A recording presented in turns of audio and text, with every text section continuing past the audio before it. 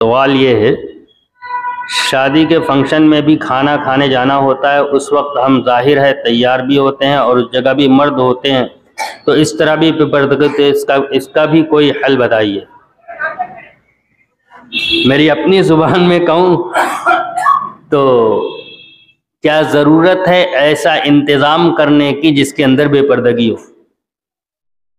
یہ ذمہ داری ان حضرات کی خاص طور سے ہے جنہوں نے دعوت کا انتظام کیا ہے کہ وہ ترتیب اختیار کریں کہ بے پردگی نہ ہو، اور احتیاط کا پہلو ان کے ساتھ ہے جو وہاں جا رہی ہیں جو عورتیں، کہ وہ اپنے طور پر اس کا انتظام کریں کہ اگر انتظام ایسا نہیں ہے کہ بے پردگی کے بغیر ہو جائے تو پھر وہ اپنے طور پر احتیاط کریں۔ ایک آپشن اس میں یہ بھی ہے کہ نہ جائیں، جا کر احتیاط کر لیں، یہ بھی ہو سکتا ہے، اور اس بنیاد پر کہ اگر ہم جائیں گے تو اللہ کا حکم ٹوٹے گا، ایسے فنکشن میں شرکت نہ کریں، اس کی بھی اجازت ہے۔ پہلی ذمہ داری ان افراد کی ہے جنہوں نے یہ انتظام کیا ہے، انتظام ایسا کریں کہ شرکت کرنے والوں کے لیے کوئی حکم ٹوٹنے نہ پائے۔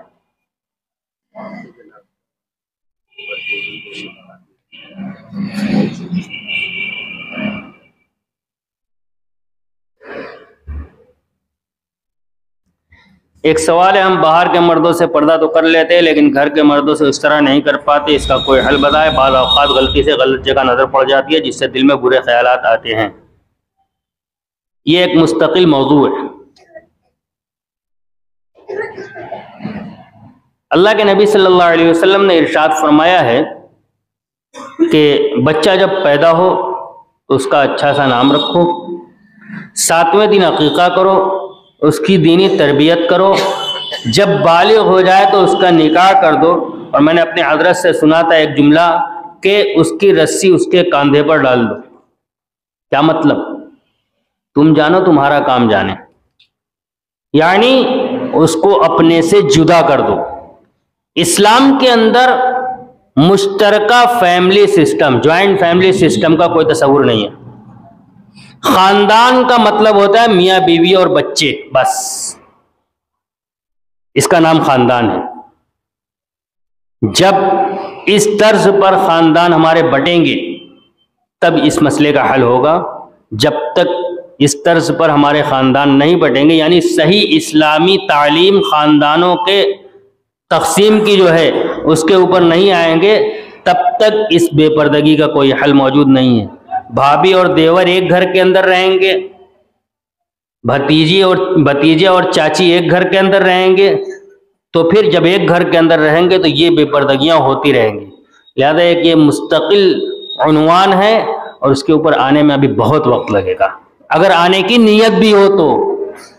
جوائنٹ فیملی سسٹم اسلام کا حصہ نہیں ہے۔ ہم جس معاشرے کے اندر رہتے آئے ہیں، برادران وطن، یہ ان کا کلچر ہے اور ان کے پرسنل لا کے اندر اس کے قانون لکھے ہوئے ہیں۔ ہمارے یہاں اس کا کوئی قانون ہی نہیں لکھا ہے، اس لیے کہ ہمارا معاملہ ہی نہیں ہے۔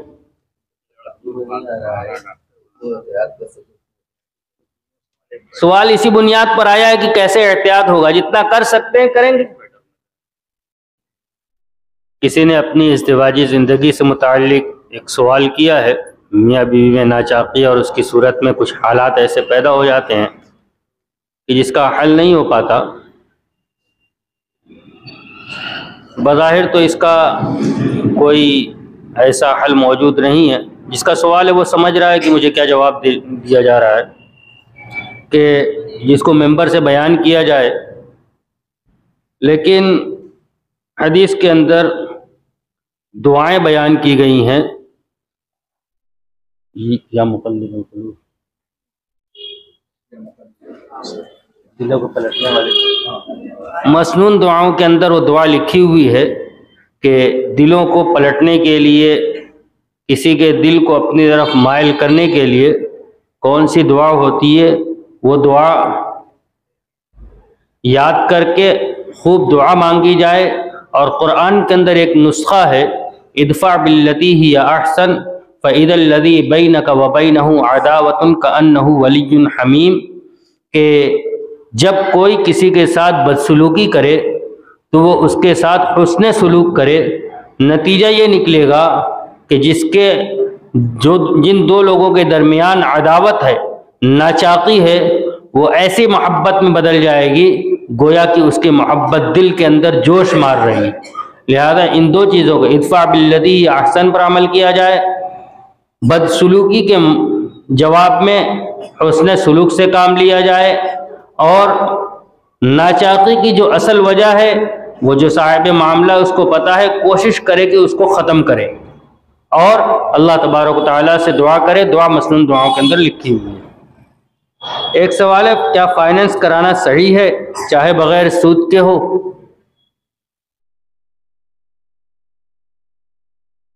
فائننس کرانا یا فائننس کا مطلب ہوتا ہے کسی سے مالی مدد لینا۔ ہمارے پاس پیسہ نہیں ہے، کسی سے کہہ دیا پیسہ لگا دو ہم تمہیں واپس کر دیں گے، اسی کا نام فائننس ہے۔ اس وقت بینکنگ نظام کے ذریعے فائننس کا جو ضابطہ چل رہا ہے اس میں سود ہوتا ہے کہ کسی سے مثال کے طور پر 50,000 روپے کا فائننس کرایا ہے تو وہ جب وصول کرتا ہے تو کچھ بڑھا کے وصول کرتا ہے۔ لیکن آج کل اسکیم آ رہی ہے 0% فائننس کی۔ بظاہر یہ ایک خوشنما دعویٰ ہے، لیکن حقیقت اس کی برعکس ہے۔ حقیقت یہ ہے کہ مثال کے طور پر 1 سال کا معاہدہ ہے، اگر ہم نے 1 سال کے اندر اس رقم کو ادا نہیں کیا تو پھر رقم بڑھ جائے گی، یہ اس کے ٹرم اینڈ کنڈیشن میں لکھا ہوتا ہے۔ اس پر ایک لطیفہ سنا تو بات بھی انشاءاللہ بالکل واضح ہو جائے گی۔ آج سے 4-5 سال پہلے، یا ہو سکتا ہے اور زیادہ ہو گیا ہو، ایک صاحب کا میرے پاس فون آیا کہ وہ ایک موبائل مل رہا ہے 0% فائننس پر، تو میں نے کہا اس میں شرط لگی ہوگی کہ اگر آپ وقت پر ادا نہیں کرو گے تو ہم اتنا بڑھا کر لیں گے، لہذا اس سے یہ بات طے کر لو کہ ہماری قیمت تو متعین ہے، مثال کے طور پر 10,000 روپے، میں آج دوں گا تب بھی 10,000 روپے دوں گا، 6 مہینے بعد دوں گا تب بھی 10,000 دوں گا، اور 1.5 سال بعد دوں گا تب بھی 10,000 دوں گا۔ اگر وہ اس پر تیار ہو جائے تو اپنے ساتھ ایک تو میرا بھی بک کرا دینا۔ کچھ دیر کے بعد ان کا فون آیا کہ تیار نہیں ہے۔ میں نے کہا یہی جو شرط لگی ہوئی ہے نا، یہ شرط صلب بیع کے اندر ہے، یعنی جس وقت عقد ہو رہا اس وقت یہ شرط طے ہے کہ اگر آپ وقت پر ادا نہیں کرو گے تو ہم بڑھا کر لیں گے، اور یہ شرط ہے فاسد۔ اس فاسد شرط کی وجہ سے یہ معاملہ ہی فاسد ہے اور یہ قرضہ لینا جائز نہیں ہے۔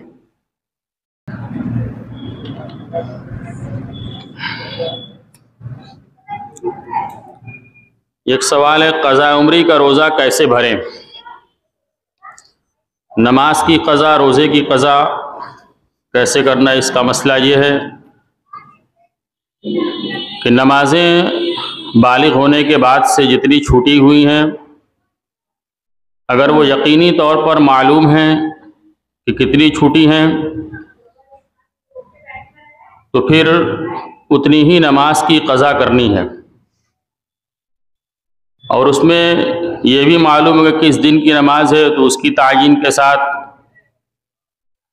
اور اگر معلوم نہیں ہے تو پھر اس نیت کے ساتھ قضا کی جائے گی کہ میری مثال کے طور پر ظہر کی نماز پڑھی، ظہر کی جو پہلی نماز چھوٹی ہے اس کی قضا کی نیت کر لی جائے، اس کے بعد عصر کی نماز کی قضا، مغرب کی قضا، عشاء کی قضا، فجر کی قضا۔ نماز کی قضا کے اندر یہ 5 نمازیں، اس کے علاوہ وتر کی نماز، اتنی نمازوں کی قضا کی جائے گی، چاہے پہلی کی نیت کر لے چاہے آخری کی نیت کر لے، اور یہ قضا اتنے دن بھرنی ہے جب تک اطمینان نہ ہو جائے کہ ہماری ساری نمازیں بھر گئیں۔ اس طریقے سے قضاء عمری کی نماز بھر لینی ہے۔ اور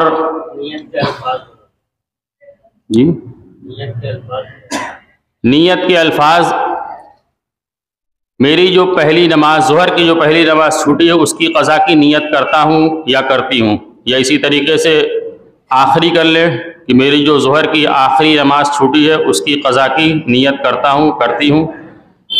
جب اسی طرح پہلی آخری کرتے، جب ایک بھر دیا تو اب جو بچی وہی آخری یا پہلی بن جائے گی، اسی طرح نیت کرتے رہیں گے۔ روزے کے اندر بھی یہی مسئلہ ہے کہ روزہ جتنا چھوٹا ہے، روزے میں عام طور پر یہ معلوم ہوتا ہے کہ کتنا روزہ ہے، اس کو کسی ڈائری کے اندر نوٹ کر لیں کہ ہمارا کتنا روزہ چھوٹا ہے، 1 مہینے کا، 2 مہینے کا، 3 مہینے کا، 50، 60، 70، اور پھر اسی طریقے سے نیت کرتے ہوئے ایک ایک روزہ رکھے، جب پورا ہو جائے تو بس قضاء عمری اس کی ہو جائے گی۔ اور کوئی مسئلہ اس کے اندر ہے؟ بس ہو گیا۔ دوسرا سوال ہے، یہ ایک مستقل سوال ہے، بنارس کے مدن پورہ کے معاشرے میں رائج شادی بیاہ میں رسم و رواج میں کتنی ہندوانہ رسم ہے، اس کی نشاندہی فرمائیں۔ ہندوانہ رسم کتنی ہے، اس کو کیا شمار کرایا جائے؟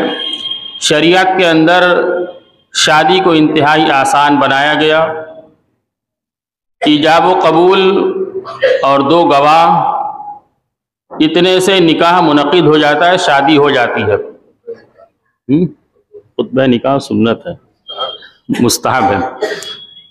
لڑکا لڑکی ایجاب و قبول، ایک ہے کہ میں نے تم سے نکاح کیا، دوسرا اس کو قبول کر لے اور 2 گواہ موجود ہوں، اتنے سے نکاح مکمل ہو گیا۔ اس کے علاوہ ایک چیز ہے ولیمہ سنت کے مطابق کر لینا، اس کے علاوہ جتنی چیز ہے اسلامی شادی سے اس کا کوئی تعلق نہیں۔ لڑکیوں کے یہاں جو دعوت ہوتی ہے وہ سنت دعوت نہیں ہے، زیادہ سے زیادہ اس کی اجازت دی جا سکتی ہے، مباح کے درجے میں رکھا جا سکتا ہے، وہ مسنون نہیں ہے۔ مسنون صرف ولیمہ کی دعوت ہے، وہ بھی شریعت کے مزاج کی پابندی کے ساتھ۔ آج کل جو ولیمہ کی دعوت ہوتی ہے اس کی بھی اجازت نہیں دی جا سکتی اگر اس کے اندر جو معاملات کیے جا رہے ہیں۔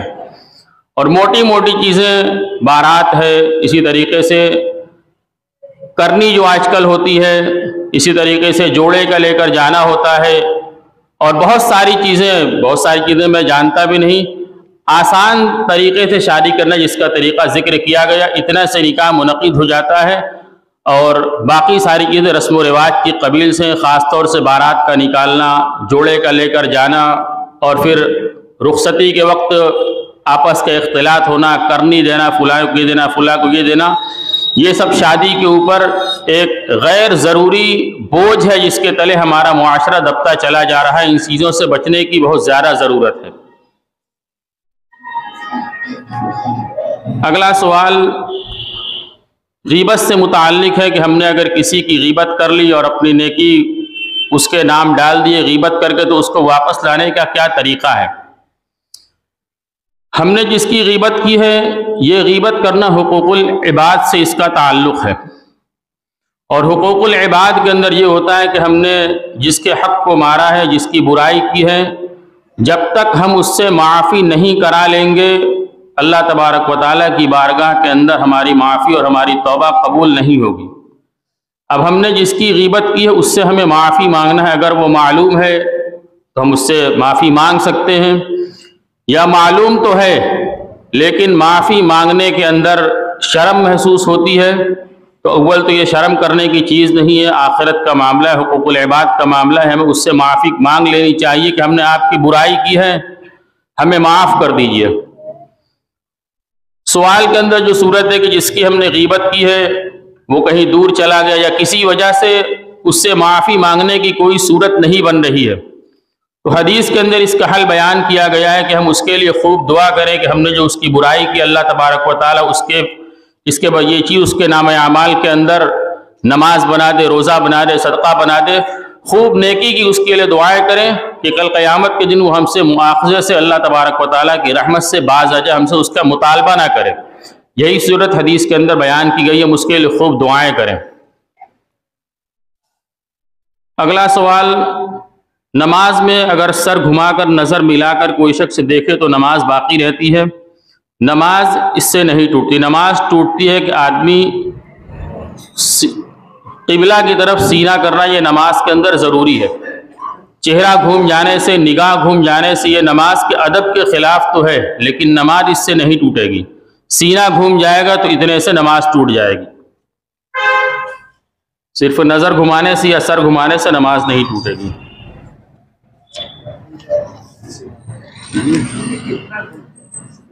سینہ قبلے کی طرف سے گھوم جائے، یعنی کتنا اس کا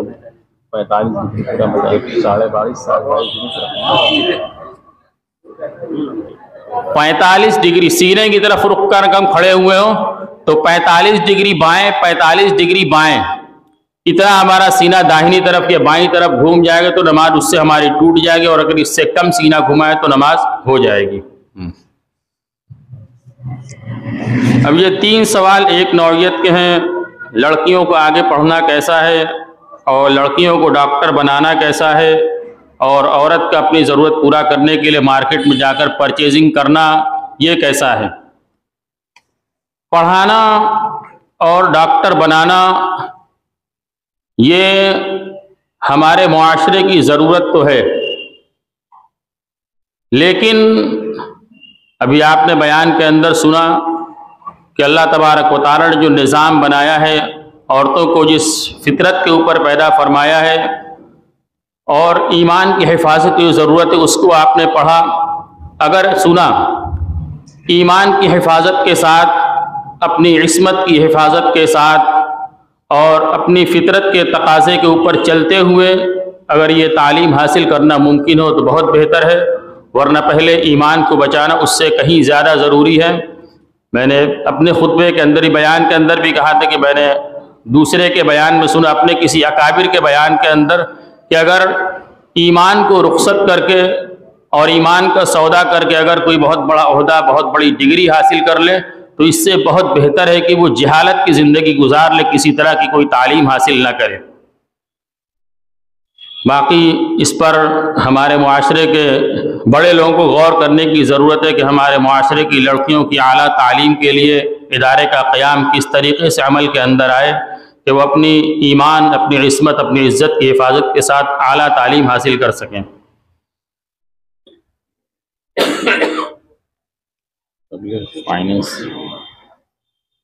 فائنینس کا سوال،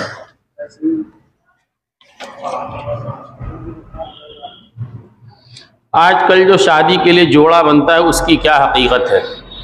اس کی کوئی حقیقت نہیں۔ ابھی آپ نے سنا کہ شادی کا یہ کوئی جز نہیں ہے، بغیر جوڑا بنائے بھی لڑکی اپنے گھر میں کپڑا پہنتی ہے، اس کے گھر والے بھی اچھا کپڑا بنا کر اس کو رخصت کر سکتے ہیں۔ یہ کوئی شادی کا کوئی لازمی جز نہیں ہے، اس کے بغیر بھی شادی ہو سکتی ہے۔ عورتوں کا اونچا جوڑا بنا کر باہر جانا کیسا ہے؟ ابھی بیان کے اندر یہ بات آ چکی کہ اس طریقے سے کوہان نما جوڑا بنانا یہ جائز نہیں ہے۔ آج کل ایک کیا لکھا ہے پلڑے والا نوز پیس جس پر کچھ لکھا ہوتا ہے جیسے ماشاء اللہ وغیرہ، ایسا نوز پیس پہننا کیسا ہے؟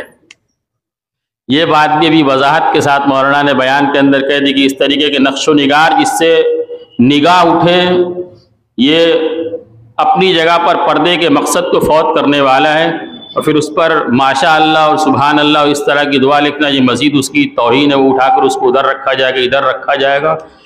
پردہ ایسا ہونا چاہیے کہ پردہ کا اس سے مقصد حاصل ہو۔ دوسرا دیکھے تو اس میں 16 سال کی نوجوان جا رہا ہے، 80 سال کی بوڑھی جا رہی ہے، معلوم نہ ہو۔ آج کل جو نقاب چلتا ہے وہ ایسا نقاب ہے کہ اس سے بہتر بغیر نقاب کے ہے۔ اندر کا کپڑا اس سے کم مزین ہوتا ہے جتنا اوپر کا برقع مزین ہوتا ہے، جتنا زیب و زینت والا ہوتا ہے۔